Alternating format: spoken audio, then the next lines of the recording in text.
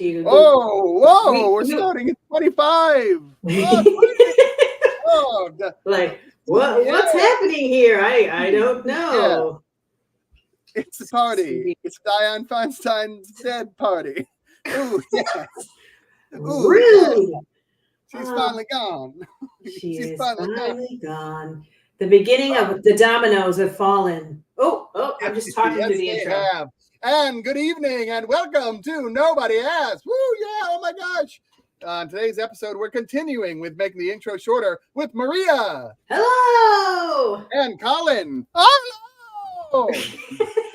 He's in a Seahawks jersey because the Seahawks beat up on New York.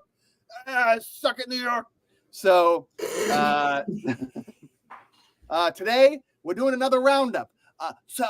McCarthy, Speaker of the House, ousted by his own team, but also Democrats. Should the Democrats have helped out McCarthy? No. The Trevor Bauer, vindicated. I made very real efforts to not look into this at all. You're going to have opinions.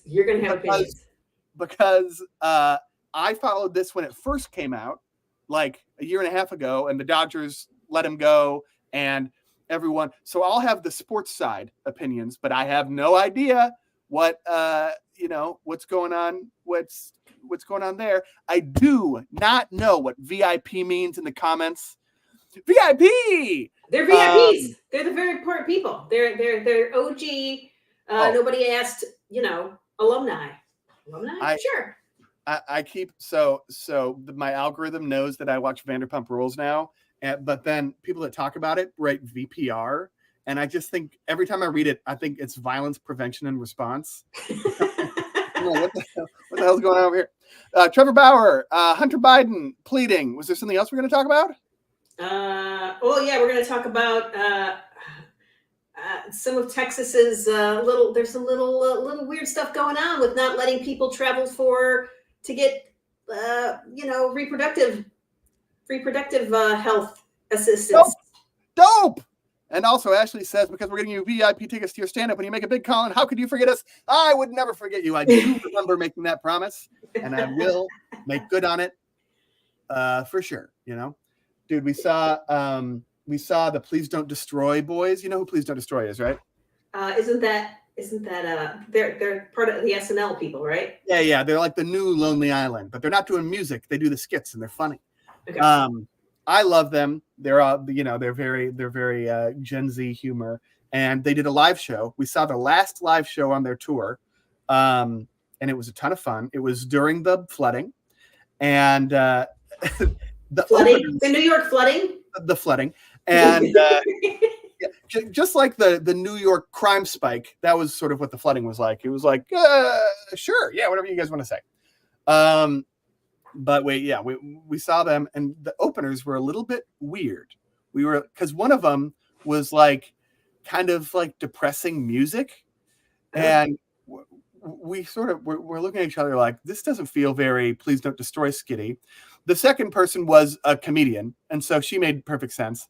And then we realized that they're both girlfriends of the Please Don't Destroy guys. Which is all the segue into, if they can get their girlfriends a spot opening for them, I can get you some VIP tickets when I make it big, when I'm at the Garden, baby. Oh, listen to my jokes.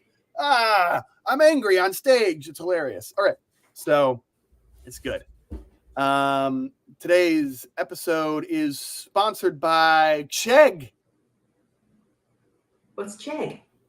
Chegg is a one-stop shop for when you haven't looked into something or read a book, and then you're just like, just give me the Cliff Notes. Don't give me the Spark Notes. That's different. But Chegg. So I'll be able to converse about it as if I've read the book. Yeah, exactly. I just like Chegg because it reminds me of the absolute whirlwind presidential run of Jeb Bush. Oh, Jeb Bush, I miss you so much. I miss the memes. I have never seen a Republican candidate galvanize Democrats in the way that Jeb Bush did. People just Loved him, bro. The Donald Trump seems to be as well, weirdly. Well, yeah, that's a different kind of galvanization, I suppose. But I just remember when Trump won, and I'm at I'm at the everyone at school is just in a panic, right? Like that day after Trump won. And I remember getting sent this from one of my friends that they're like, oh my gosh, dude, they just called the election and Trump didn't win. And I was like, what are you talking about? And he sends me this presidential map. And it's just Jeb. He won. Jeb, every single state made me LOL and raffle. The next Reagan, I love me some Jeb. Jeb, please clap. So yeah, absolute blast. Checking Jeb. Mom, what's going on in your life? Same old. Working on the old bunkhouse and that kind of stuff. Oh, you know what? I went to the Mississippi's Pecan Festival this weekend. Ooh. And no, I interacted with no pecans whatsoever because they wouldn't let the place that runs the event was the only ones that was allowed to sell anything pecan related. And there was a line and they were out of everything because it was quite the turnout. So I got no pecans because they were the only ones. All the other vendors, no pecans allowed. No pecans. I hate, it's like, I don't understand why flea markets are so monopolistic. We had the same thing. There's a street fair a couple streets down from us, and it's got all this delicious food, and these restaurants will come out and they'll have signs that I guess they print for all of their events, and it'll say like chicharrones, arepas, etc. We'll go up and get and ask for arepas, and they'll be like, oh, sorry, a different stall has arepas, so we're not allowed to have them, but they still have it on the sign. And so then it's just like, all right, well, where's the other one? We're not going to tell you. Buy some corn, bro. I did get corn at the festival. Was it like Mexican street corn? It was like they had so many options, but basically you put it on yourself, right? There was just a giant like crock pot full of butter. You just put your butter on. Did you do mayo? Did they have the mayo one? They had mayo, but they had like Cajun seasoning. They had all manner of weird seasoning available, and Parmesan cheese and all kinds of good stuff. So I mean, my corn tasted good. I just remember that after we did the what was it, the 5K in Washington, there's a July 4th 5K, and then afterwards there's one of those corn stalls, but they would put the mayo and Parmesan on it, and then it was just all different flavors of chips. Yes, they do that a lot. Yeah. Oh man, it was so good. I was all about that. The Takis. T. Yes. I like to use paprika and chili powder. That's my preference. And butter, Parmesan cheese, mayo. If you're getting fancy, a little bit of lime. So I do appreciate the vibe. I'll even put that on my popcorn, not just my street corn, because it tastes good there too. But. In my life news, where's the photo? Ellie and I's diet bet ended this week, and we both hit our goals. Whoop whoop! Oh yeah! Let's go, Tech. And this, when I weighed in, it shows you like how much you've changed from your starting weight, and this felt pretty good to see.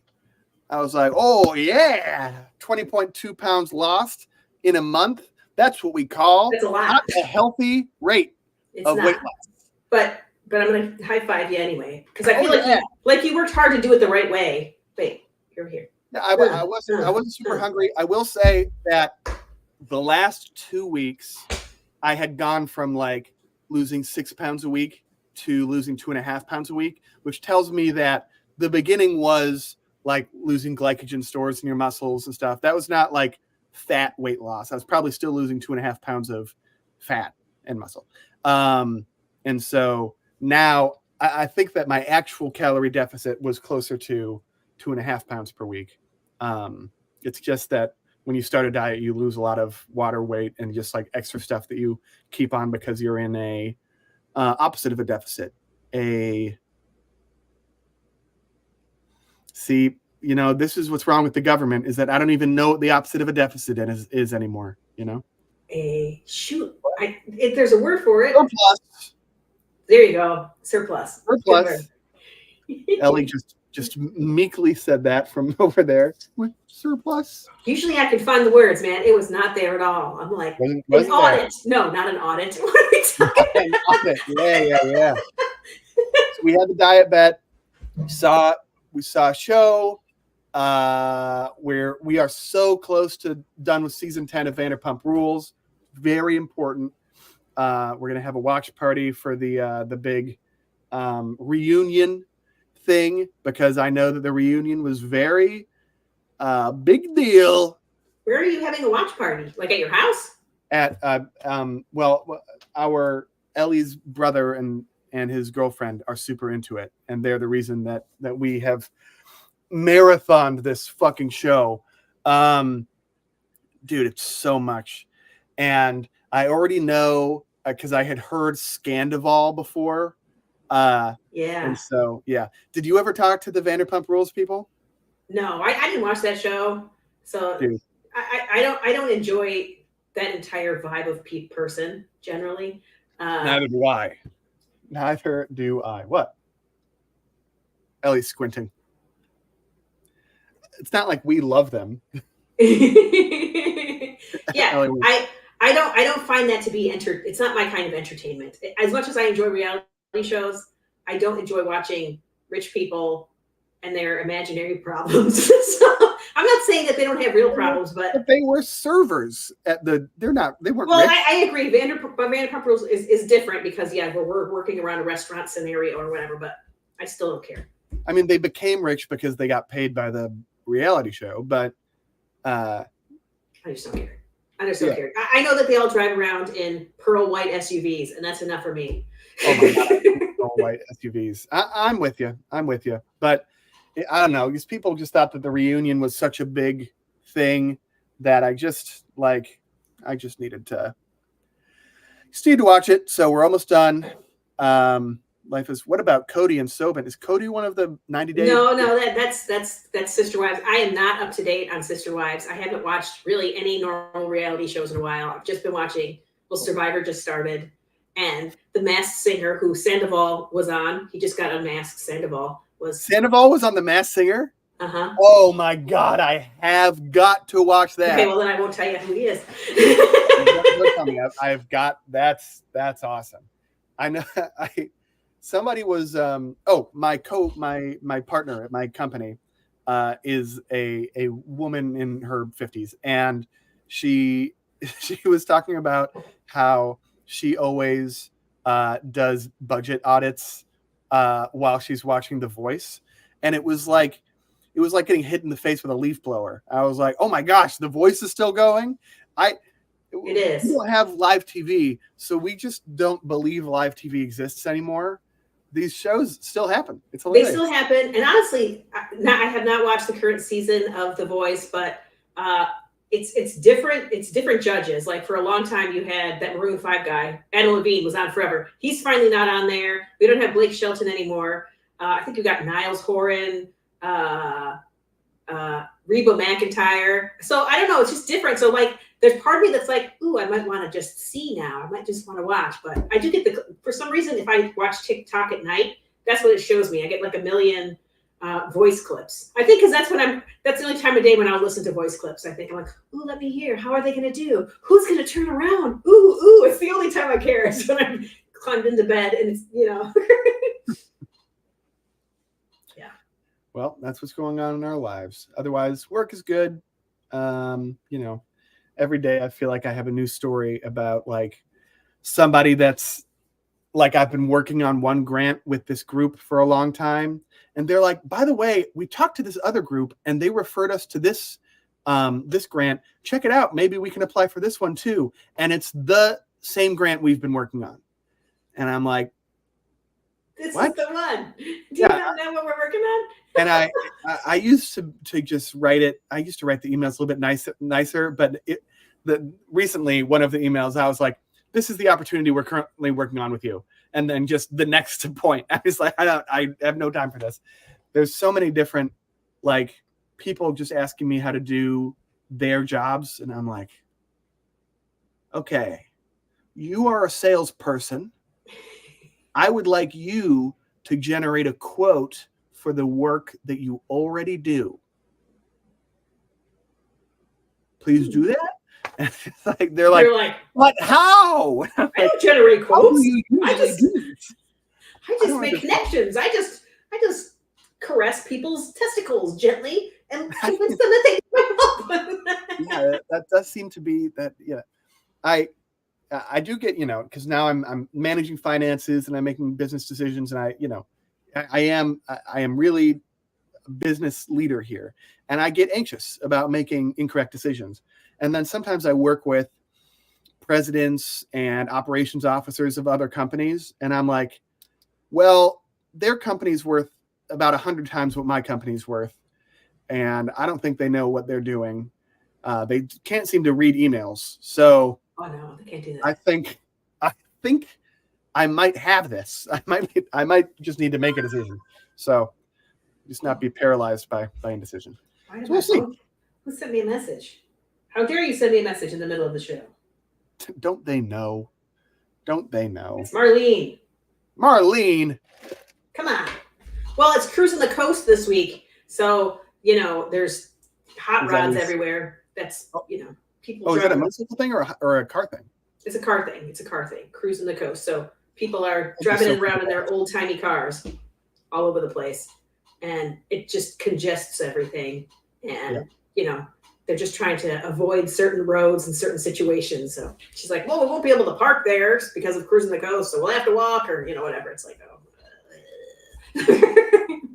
I'm pretty excited to come to Mississippi for the Peter Anderson Festival. I'm feeling it. We've been using I've been using that wooden bowl that I bought as a salad bowl. I've got a new piece of art that's next to Grandma's chicken, and so I'm hoping. Have you seen Grandma's art piece for this year? One of them's a duck. I don't remember what the other one is. I remember the duck though, because I thought a pretty good duck. I'm just hoping the rates don't increase, because Well, I think she decides her rates based on the size of the image, which seems like. So it probably has gone up. I just yeah. I mean, I got a lot of credit for buying that one that I thought, but I was like, I also do really like it. So I like it too. No, I'm quite happy to have it in the kitchen. And Ellie and I have spent more than $100 on art before. So can you hear that? I hear it's like a horn. Yeah. Yep. This was more than $100. Oh. Oh. It's fun. By Kazlan. Does it need a frame though, or do we like it with no frame? Well, it's made of wood. Oh, you can still put a frame on it, but it is harder. It's the Mud Makers of Agony City. It was made on the 2nd of February, 2021. Oh, this guy, I think part of the reason that we bought them is that, I mean, I loved it, and I love a lot of his art. This was one of the cheaper ones that he had available. There were ones up to around $1,000, but I think both Ellie and I looked at his stuff and felt like this is going to cost more soon. And if you look at his website now, one this size is like $1,500, and he's got like $15,000 paintings, and he is constantly sold out. So I'm like, investment hanging on my wall. All right then. See, that's pretty cool. That's cool. And that's also how I felt about that one artist that was at the Peter Anderson Festival. Oh, yeah, she was good. She was Ukrainian. The Ukrainian one. I should have bought that. Well, that was expensive though. I don't remember how much. $500. It was $500, and I tried to get Dad to go in with me as an investment asset. The problem is that you couldn't really hang it in your because it was sad. Because it was sad. So yeah, that was sad. I need artwork. Who is he? Here, I'll put his website in the chat. because he's from the UK, so it does take like a month to get his stuff here. But he sends really nice. Here, I've got one. His thank you messages are handwritten. So thank you so much for your support. Oh, that's so nice. Yeah, and I like, it's all hand painted and whatnot on the bottom. I really like it. I thought it was really cool. So we also got some prints from him, and the prints are much more reasonable because they're prints. So now I can't get it into the Wait, I don't see the link. Sorry, got distracted. I'm like, I don't see it. There we go. Okay. There it is. All right. I only have one topic, and I think you have three. I need to hear about Trevor Bauer. Okay. That's what you want to go with first. We can go with Trevor Bauer first if you'd like. Yes. So Trevor Bauer was a pitcher for the Los Angeles Dodgers. Pretty good pitcher. And back in 2021, this woman accused him of, I'm just going to call it sexual battery for ease of language, but she kind of accused him of that, and he vehemently denied it. He said, yes, we had some aggressive sex, but it was consensual. She also said it was consensual. She just said it went too far. And the pictures of her, she's got like 2 black eyes and scratch and kind of a fat lip, and it looked pretty legit. Allegedly there was some choking involved and stuff like that, and it really looked bad. Yeah. But so he ended up getting like a 324-day suspension from the MLB at that point. And it eventually got reduced to 194 days, and they kind of just kept putting off, the Dodgers kept putting off kind of letting him back in because he was a pariah at that point. There was a stake on him. The police never pursued a case, right? They looked into it and they didn't. She tried to get a restraining order. It got denied. But it didn't matter. Like if you saw the pictures, it looked bad. Will say people didn't like him already. So that this is part of what enrages people is that there are worse cases in MLB around this with active players. There are active players with like domestic abuse. There's all sorts of terrible cases in the MLB, and the players come back on timeline. But Trevor Bauer was sort of, people felt like he was being made an example of, and there was like a rage about it. The reason he was being made an example of partially is that people in the MLB hated him. So that I would say is one element of this whole thing, is that his teams did not like him. So that's interesting to know. So anyway, he ends up suing her for defamation, and that case has just been resolved this past week. It just became resolved. She sued him back, and basically her lawyer kept trying to get a settlement out of Trevor Bauer, and Trevor Bauer was like, no way, not going to do it. But by suing her, it allowed him and his lawyers to get access to information they couldn't previously get access to. So they got the metadata on different photos and different things she was saying happened that he was like, that is not what happened. And basically what it shows was that she viewed him as a victim of her plot. She's like, this dude's worth $51 million. What should I steal from his house? How should I go about this? Ooh, I can get my payday if I can just get him to choke me. I gotta be a big whore tonight, basically, was the way these texts read.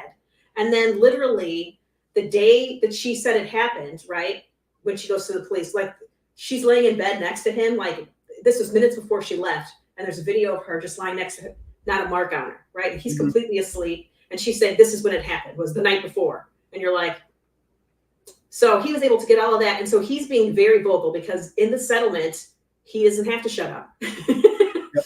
He doesn't have to keep quiet about it, and he's not keeping quiet about it. He's showing the text messages. He's showing all of this stuff to prove that he was a mark. She saw him as a mark, and she was exploiting an opportunity, which is, I think, a thing that many men are afraid of. But she also got a weird $300,000 payout from her insurance because of this, and she found that to be, well, that's fine. I got that payout, so this is all fine. But it's like, it's her insurance. I don't understand why she has insurance. I don't understand that part of the settlement at all. So I'm not going to pretend I do. I'm just throwing it out there that there's something weird about that. But there's some, listen, like, obviously, if you're the kind of person that is going, most women are not going to lie about stuff like this. But if you're the kind of woman that's going to lie and try to extort money out of somebody, you're going to do it with somebody that's got some money. Like, that's just, you are a bigger target if you're a famous person for this to happen, because it's a lot cheaper to just pay somebody to be quiet than it is to fight. So he has spent a lot more money than what she was originally asking for in all of this. He doesn't care because he's just trying to clear his name. So here's the bigger problem, right? Is that she's not the only person that's accused them of this. She's the first one that came out publicly and accused him, but he was also accused the year before.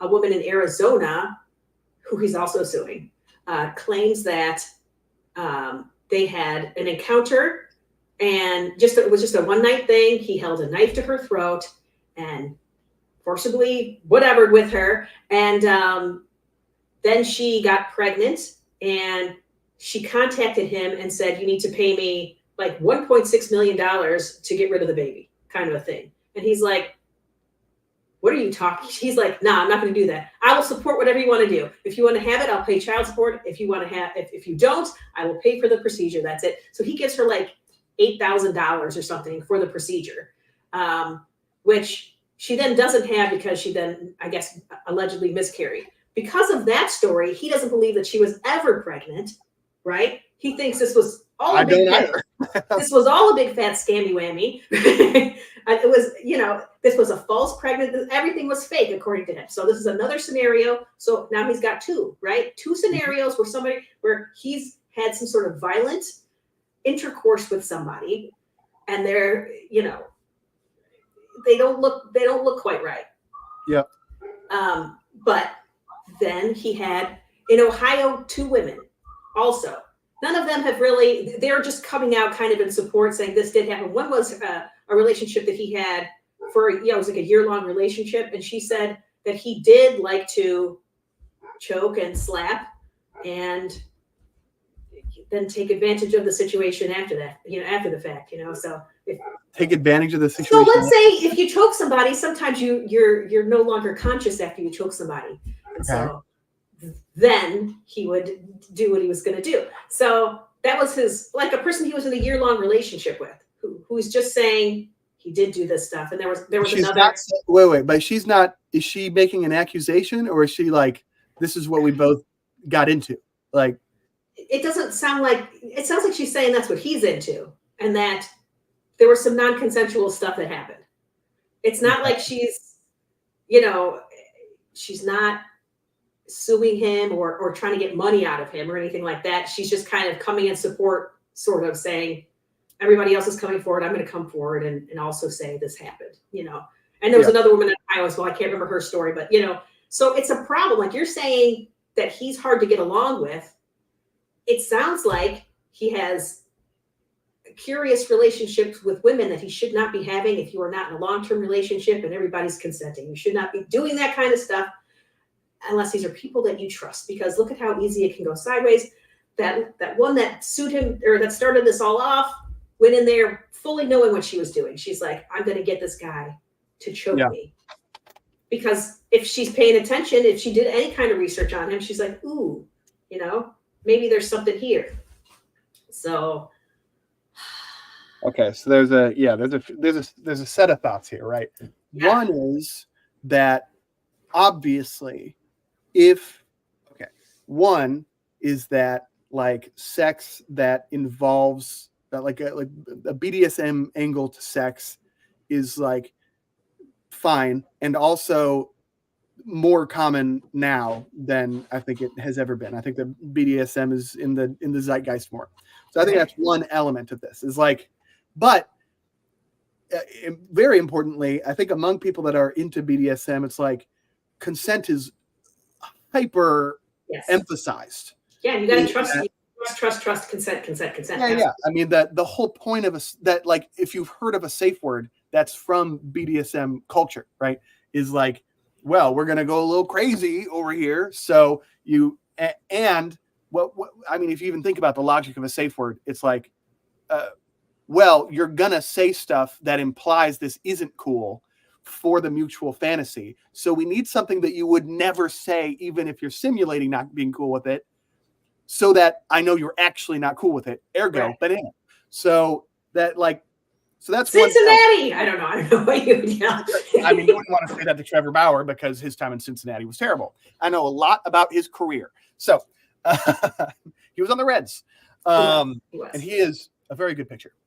He's also been hated in high school, in college.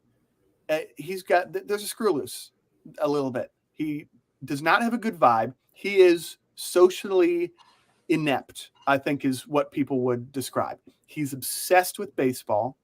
He's obsessed with being the best at baseball. He is not a friend maker.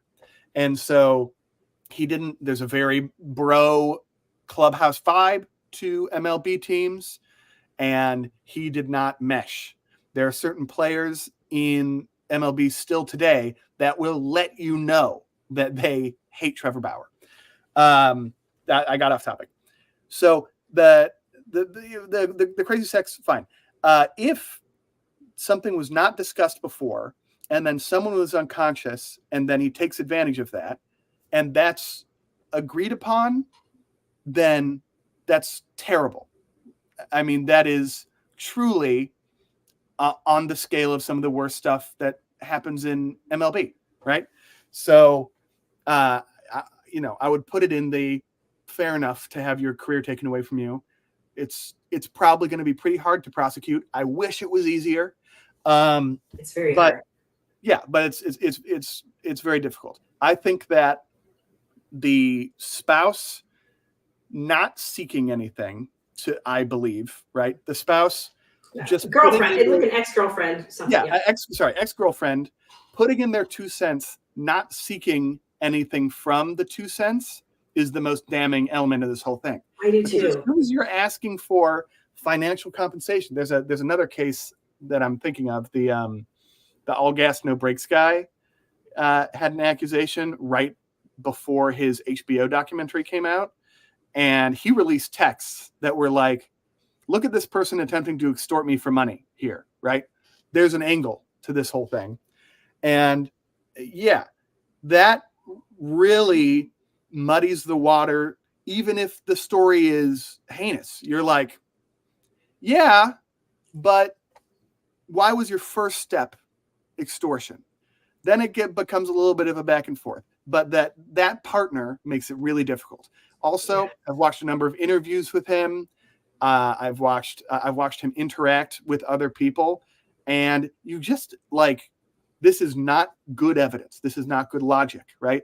But you listen and you just get a vibe where you're like, that sort of that sense where you're like, I don't trust this. We like, Ellie and I have stopped being friends with people on such a basis. Really? On the like, they give you the creeps. Yeah, like no one's told us that you're a creep. No one, like, you didn't do anything specific, but maybe the way you talk about women, maybe just like the things that set you off, the things you react to, just your vibe. You're like, I don't know. I'm worried. And I certainly wouldn't be surprised. That was part of Trevor Bauer, was like, I wouldn't be surprised. And then when this came out, I think that a lot of the powers that be were like, good. Like, I don't want him in the league. He causes problems all the time. He's an attention seeker. But the problem is that they did it on a case that now appears to be pretty fucked, right? Yeah. And it is interesting that somebody that may have done really shitty things was also the target for this. That's all a perfect target, because it would be so believable, right? It's a perfect target. If were there texts in there that implied that she knew the history of Trevor Bauer? Not that I've seen. It doesn't mean they don't exist, because Trevor Bauer was only really at least a couple as he was telling his story, because it sounded like he had a lot. Like he got a lot of information by suing her. Yeah. But yeah, it was just like, a 4-minute video or something. I think it's on YouTube. But yeah, Yeah. I don't know. I don't know.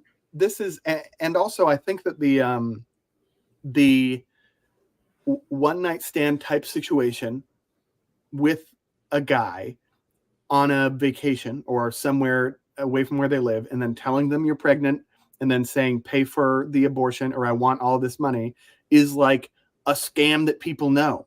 I think that if you hang out with strippers a lot, you might be familiar with that scam. So I think it was a scam that was brought up. Hang out with strippers. I mean, maybe you should. Maybe you'd know more about these scams, Mom. But unbelievable. I think it happened in Vanderpump Rules. I think that was season 1 of Vanderpump Rules. Was Jax Jax, who is the biggest douche and cheats on everybody and is a sex addict. Like the entire season, it seems like his ex-girlfriend has sort of fabricated a story that he had cheated, and then like some other guy had opportunistically pounced on it and verified it in order to steal away this girl. And then at the end, he's like, no, actually, I did sleep with that girl in Vegas, and she called me to make me pay for an abortion, which I did. And it was like, and it was a bottle service girl at a club, and it was like, that's a scam. Like that's one that's out there. So both of those make me go a little bit like, oh, that sounds like one of the things that probably happens. I think that when you are rich and young, there's a lot of people that will prey on you, and some of them are women. But the added context of the ex-partner, you're like, is he suing the ex-partner?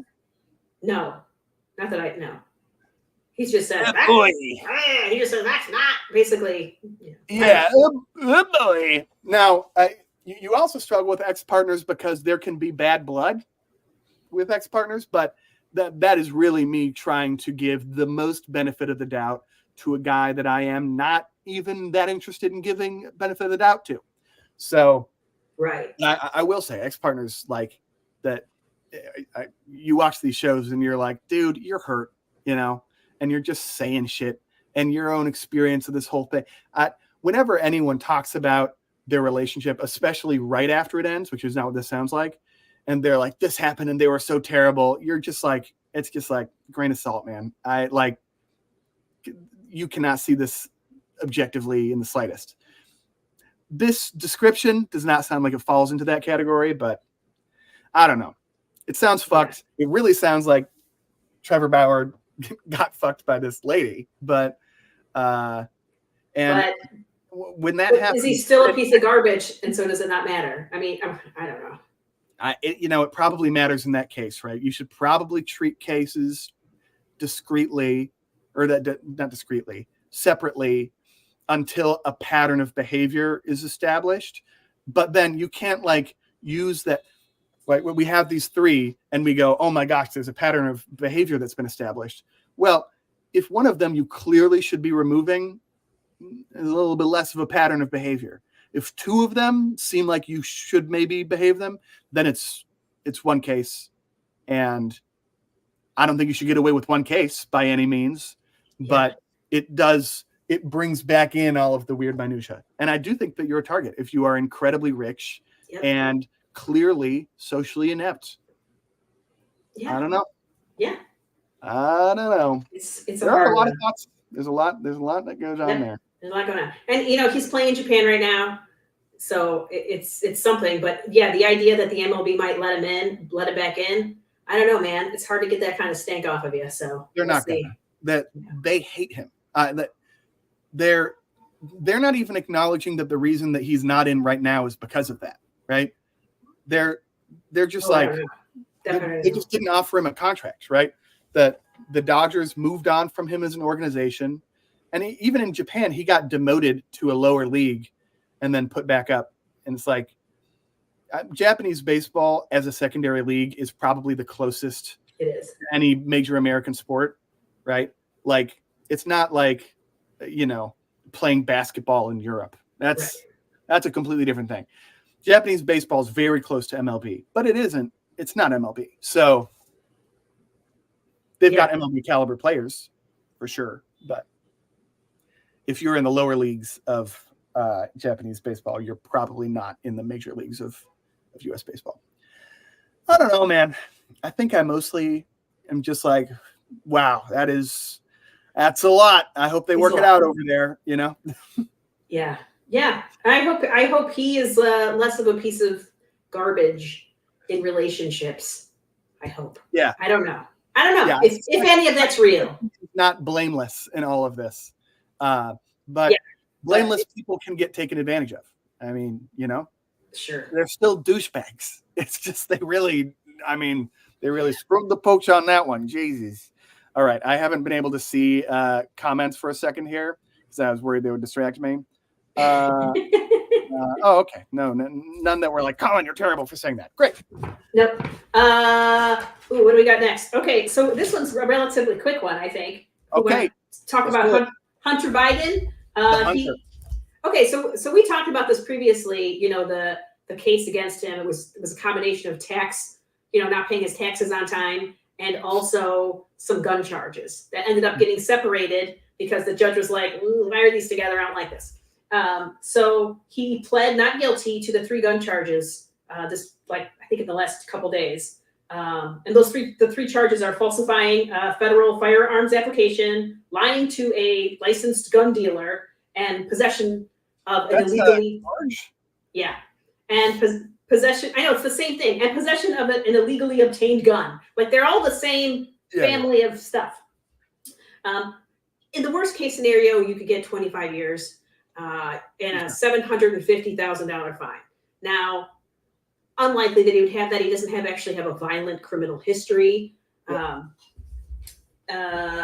so the lawyers are, he pled not guilty. The lawyers are hoping, this is where it gets interesting. The lawyers are hoping to get it dismissed on constitutional grounds. And we've also talked about this a little bit. I think it's the Bruin ruling that the Supreme Court made about the New York gun laws, right?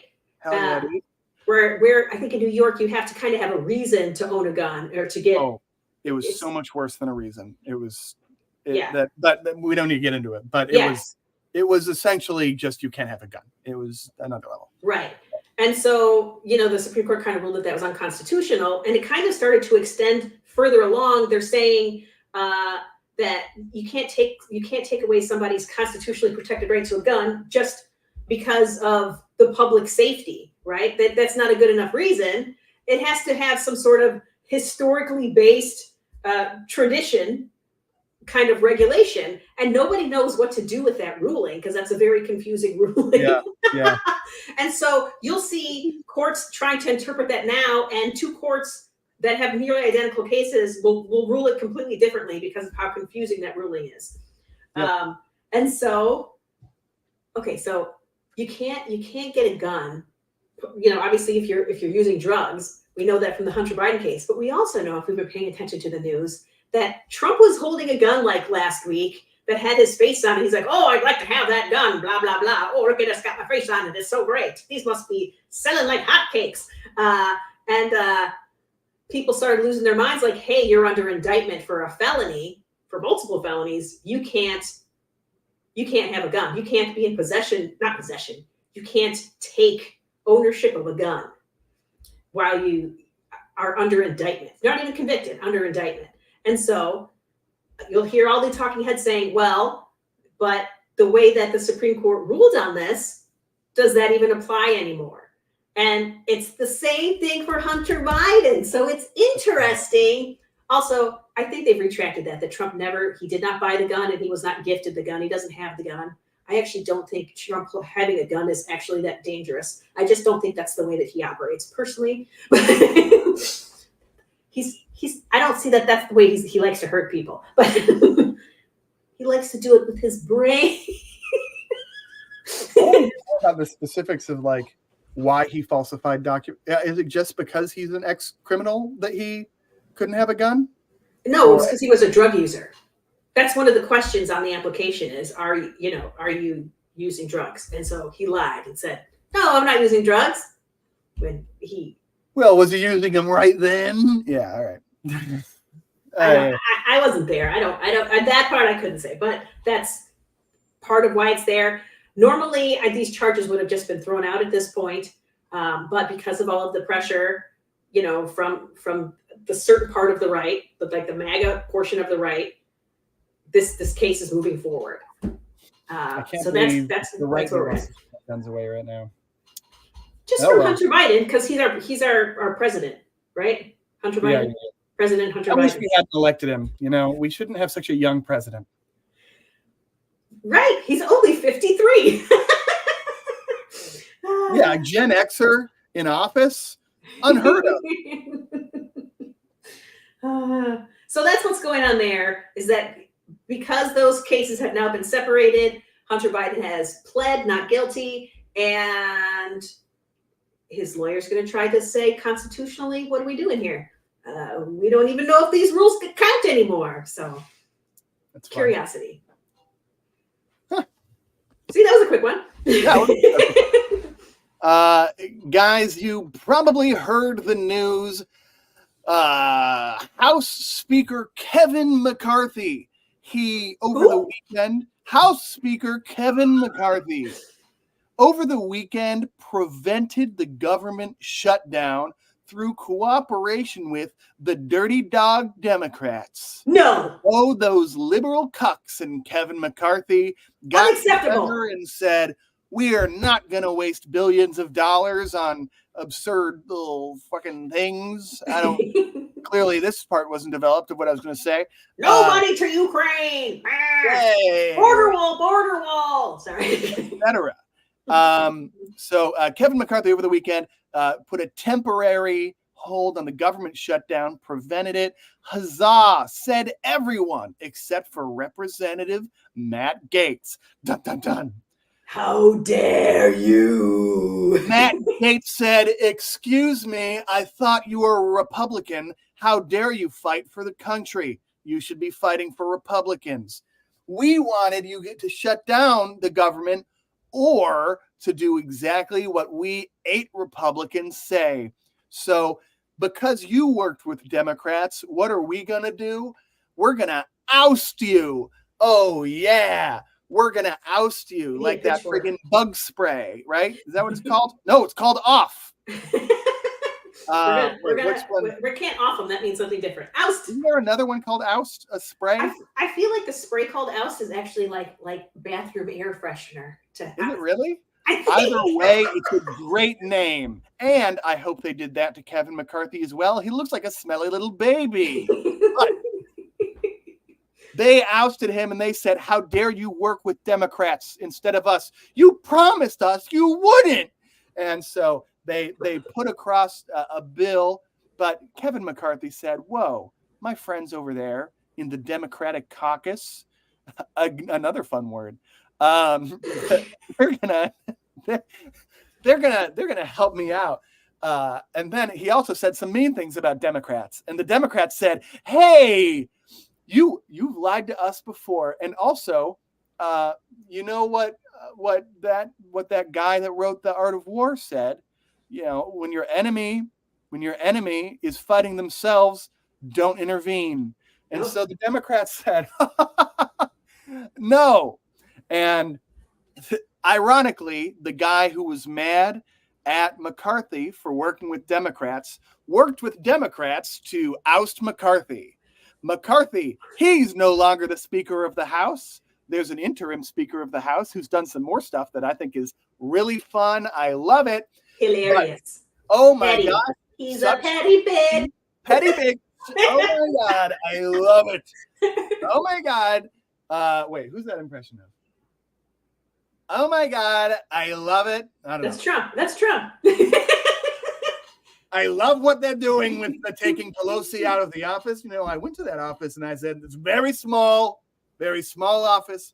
So the Democrats, they said, get out of here, McCarthy. The eight Republicans ousted him. The Democrats have said, basically, McCarthy hasn't been reliable. I don't give a fuck about his promises. When McCarthy asked for help, he didn't make any you could be on this subcommittee if you just keep me in office. He didn't do any of that. So the Democrats said, I'm all for chaos in the Republican Party. And now we're all left here saying, uh-oh, Congress is doing the Congress thing again, right after they did the not Congress thing. And this is what is frustrating. Here's what's frustrating. I'm going to get out of the voice. Okay. I think the Democrats probably did what they should do. Okay? But all of our complaints about Congress is that they don't do what's good for America. They're all in their own internal politics. They're all playing strategy games. They're playing Risk, and we're all footing the bill, you know? And the other complaint that Democrats have is that Democrats are the only ones that will stand on the moral high ground and make concessions and in the interest of the American people, while Republicans use all of their strategic advantages to fuck the opposing party in a way that has worked. And so what have the Democrats been saying? We've got to play Republicans' own game. Well, the Democrats did it, even though McCarthy did the good thing, even though he avoided the government shutdown. He prevented it from happening. For a few weeks. He didn't succumb to the right pressure, right? He did. It's objectively good what McCarthy did, I think. That in the aftermath of it, the Democrats gave the Republicans a little bit of their own medicine. And as a Democrat, I got to say, doesn't feel as good as I was hoping. I love the chaos among the Republicans, but I'd also love for Congress to work. And I do not think that this gets us closer to that. I do think it's good for Democrats, but I wish that wasn't the game we were playing. I wish we all voted for our representatives, and then they went in there and they broke bread and they fucking wrote bills. But if they did their job, it would be great if they did their job. For me, it's interesting. It's history, right? That's what everybody's saying. This is the first time this has ever happened, that, their own party has ousted the leader. And yeah, man, it's exciting. I'm here for the history of it. Listen, we've been here for a lot of history lately. But I like to see the resiliency of America and the way we have things and the way things are designed. I want to see the chaos, and then I want to see how we rise up out of the chaos. So I'm okay with it. McCarthy did it to himself. He didn't make any deals with the Democrats. He said, what am I going to give you? Nothing. I'm going to give you nothing. So he taunted Democrats instead of reaching across the aisle, to not get ousted. When they could have done the thing. But presumably McCarthy thought that he reached across the aisle bypassing the government shutdown. Yeah. But he had already made a deal with Biden previously, and look at where we are. You know what I mean? Oh, yeah. No, he's letting those 8 people. He got a number of bills. I agree. Also, it's not like some other positions where the congressional norms previously were for everyone to pass, like presidential appointments, right?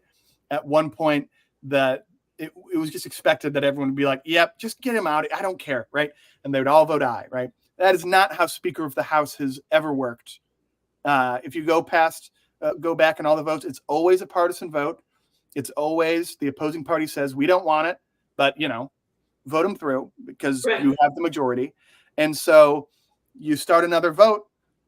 I mean, it's not like Democrats broke with tradition to fuck McCarthy. So, and again, Republicans would not wait a second to break with tradition to mess with whoever. Either way, the moderate Republicans, a lot of quotes around that one. The moderate Republicans are real butthurt that Democrats didn't help them, because Republicans have been helping Democrats for decades. And they've not been playing dirty. And they're like, wait, we weren't playing dirty before.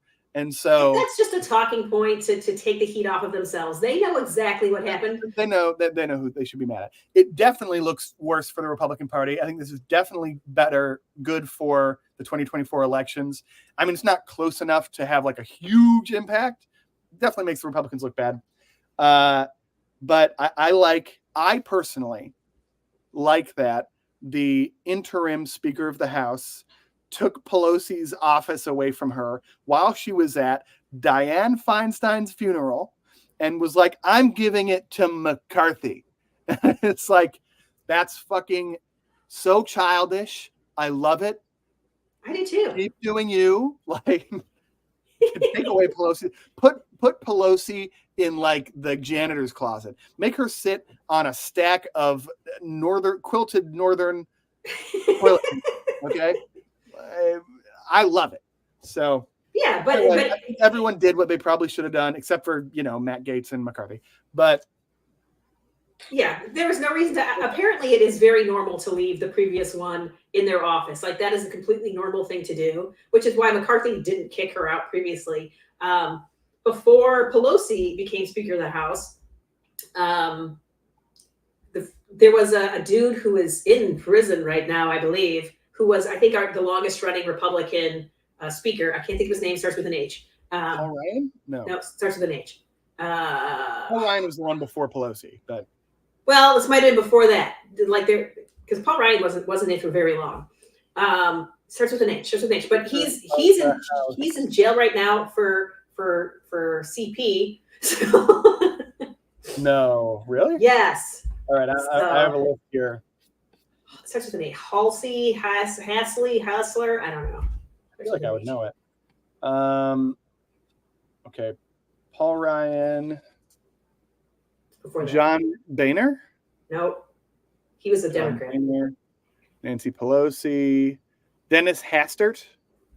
Might be that guy. Oh, convicted felon and sex offender who represented Illinois' 14th congressional district from 1987 to 2007. Wow. So really long. I mean, he was only speaker for wow.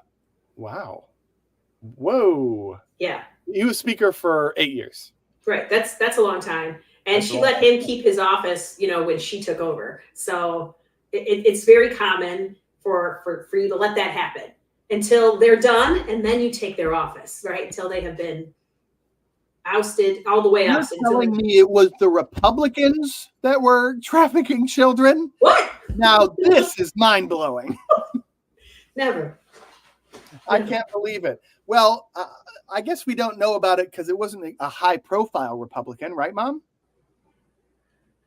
I mean, no, he was the speaker. He was the speaker.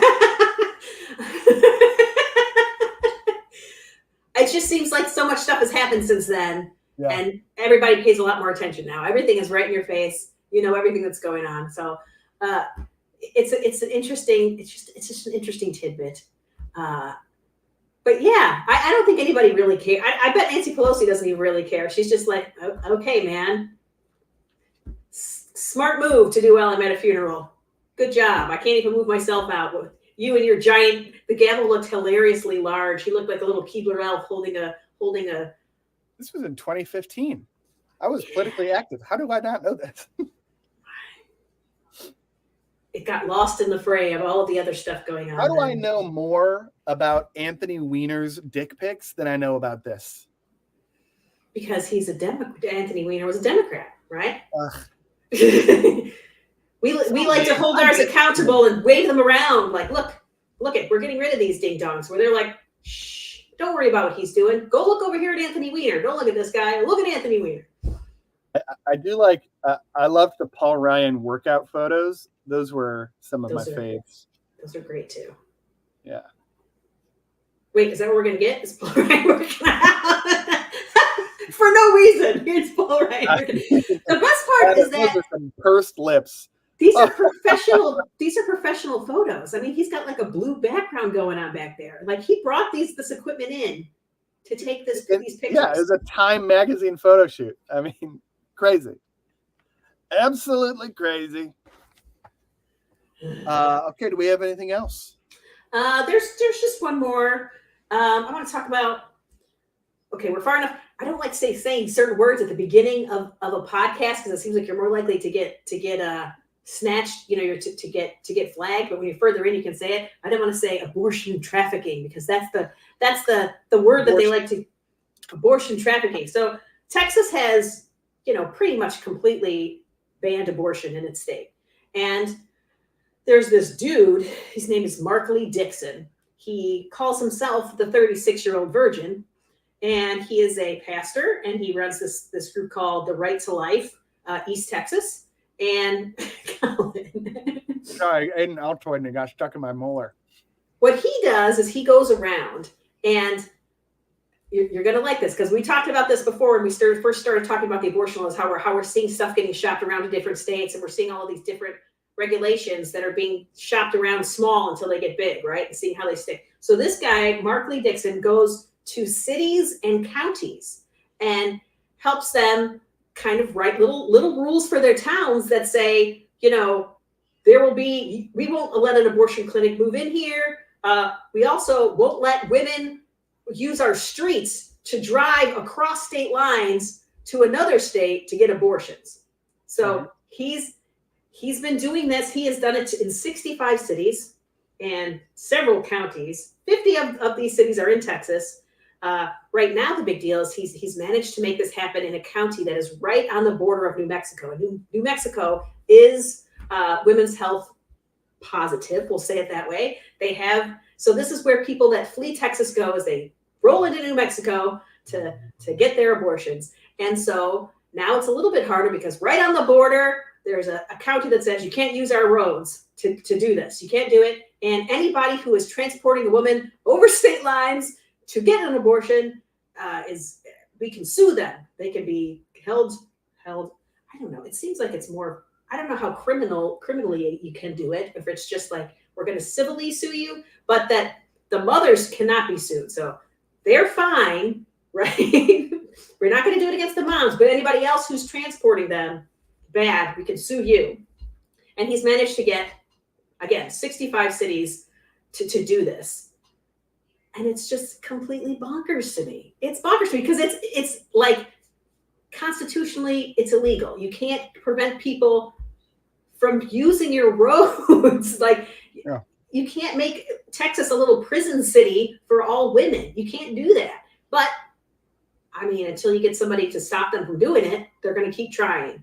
And it's just utterly insane. So they're calling it sanctuary cities, right? They're sanctuaries for the unborn. I love the language around this. It's ridiculous. I love the language around all of it. I love how good that some of the abortion trafficking, sanctuary cities for the unborn. I love the absurdity of it all, but you gotta see what's going on, right? It's just insanity. This dude who is a 36-year-old virgin, nobody's ever aborted one of his children. He's never seen a woman's anatomy in real life. He is going around and making sure that they can't have abortions.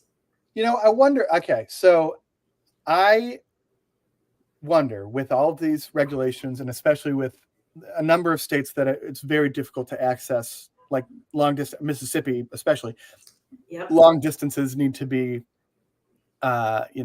need to be gone. I do wonder if, like, behind the scenes, we're going to hear in 5-10 years about a sort of neo underground railroad of people that just create transportation connections for people that need to access abortions, right? Because it feels like we haven't heard anything about that, but it does feel like the natural response to everything that's happened. It very much does. But of course, if your goal is not to, make policy changes and to actually get women abortions, you would probably try and do this on the DL.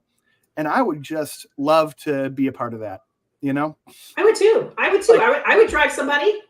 Yeah. I just wouldn't use county roads to do it. That sounds like a pain in the ass, but yeah. That's got to be happening. And I do wonder how you would get in contact with it. So, if any of the literally thousands of people that are listening in right now are aware of that, hit us up. We can both drive. I don't have a car, and I also live in one of the most liberal states in the country, but I'm driving down for Christmas. I can drive people back up after. Does anybody need to go somewhere? I'll get you a flight back. I'll take those miles for sure. I love miles, man. So, yeah. Yeah. So it's just one of those things to watch out for. His name's Mark Lee Dixon. There's just always somebody out there, that thinks that they are fighting the good fight when they are pieces of garbage. I have no doubt. Yeah, they're just doing crazy stuff. Yeah. It's an interesting, part of this like sort of state federal setup that we have, that states and counties, especially if they're small enough and unimportant enough to the liberal elite, that they can essentially just pass nonsense laws and be like, are you really going to go through the effort of challenging this in a court? Who knows how to do that? Right. And in certain counties, it's like, who does know how to do that? No. So. No, it's true. Especially, you really need to be doing it from the inside. And how are those people going to do it, right? Do they have access to the lawyers and all of the other things that they need to make all that stuff happen? It's a challenge for sure. It's just stuff to watch out for because, again, he's doing it small, right? He started in Texas, but he's gotten 8 cities in Nebraska. He's gotten 2 in Ohio, 1 in Louisiana, 1 in Iowa, and 3 in New Mexico. And New Mexico is, again, it's run by a Democrat.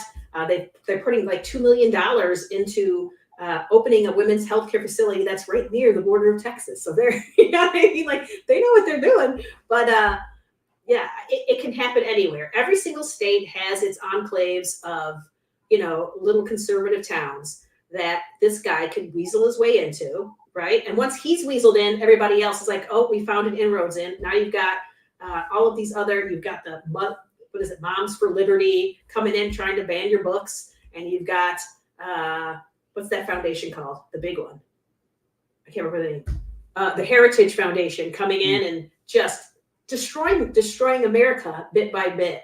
And it's a clever way to do it. We're not going to start at the top and try to make big laws. We're just going to make tiny ones all over the place, tiny ones until you can't move anymore. You can't move. You've lost your freedom of movement. You are now imprisoned in your state. Right? States' rights. I don't think anybody ever thought states' rights meant that your state was now, owns you. But a state without borders is no state at all. That's what the fucking Republicans were saying about the country. So I feel like it applies to states too. Gotta be about border. I love borders. I'll tell you what. I love that they're a system by which I can subjugate. So yeah. I tell you what, I really would like to play GeoGuessr. Okay. And so we should. Okay. But I have to pee. Oh, you have to pee. That's fine. We don't have to play GeoGuessr today. We'll skip it today because I also have to get ready for a phone call, a family phone call with Grammy. So usually we do it on Wednesday. Today got moved to Thursday. Mm-hmm. Just for today. Okay. So we'll skip GeoGuessr this week. Oh, do you know if she's gotten the print yet? I don't. I will ask. Yes, ask and let me know if let me know. I'll let you. I think I sent it a week and a half, 2 weeks ago. So okay. It usually gets to you guys pretty fast, but Idaho's pretty far away. So okay. Let's. I've got to get out of full screen. Let's sing it. Let's thank everybody quick. Thank you guys for keeping us company. Thank you, Barbie, Ashley Nicole, Wendy H, Patricia with the C. Oh, I missed Patricia C. Boomer Babe, is this person new? We got it. Yes, a new one. Shayna, Boomer Babe, hello. Mustang Sally, and Boomer Babe. Thank you guys all for keeping us company and watching. It's just a sign, Mom, that we absolutely ripped today. Okay, the vibes were off the chart. You were pretty good vibes. Yeah, I'm feeling pretty good today. I don't know why. Yeah, I feel pretty good. I took notes because I was like, I can't remember all these things, and I haven't been taking notes the last few weeks. I've just been. It helped that I only had one topic, and then I just had existing knowledge about Trevor Bauer. So yes, you did. Awesome. Well, we love all of you, and we will be visiting you tonight in your homes with streamers. What does that mean? Like we're going to be ghosts? We're like party streamers. Oh, Boomer Babe changed her name. She's not new. Well, thank you, Boomer Babe, whoever you are today. I'm going to guess. Well, you changed your name for a reason. I'll keep your name a secret. This is fine. Nothing to see here. Nothing. Let's friggin' sing it out. Okay. Trevor Bauer, kind of a piece of shit, but maybe he also got taken advantage of. Maybe he's a perfect victim, because nobody would care if he was taken advantage of. Kevin McCarthy, kind of a piece of shit, but he got fucked right after he did one good thing. What did people think about the one good thing he did? It doesn't absolve all the bad stuff he did. Oh yeah. Oh yeah. Oh, we're going back. And then Diane Feinstein died. Woo! Oh, they were not supposed to cheer for that. The day before she died. Why you working when you're so old? Oh, It's go because enjoy you're selfish. You don't know where retirement. you are. It has undermined your legacy by staying too long. The state of Texas, kind of a piece of shit, just in general. That was a perfect song. Perfect. Oh ending yeah. to a perfect song.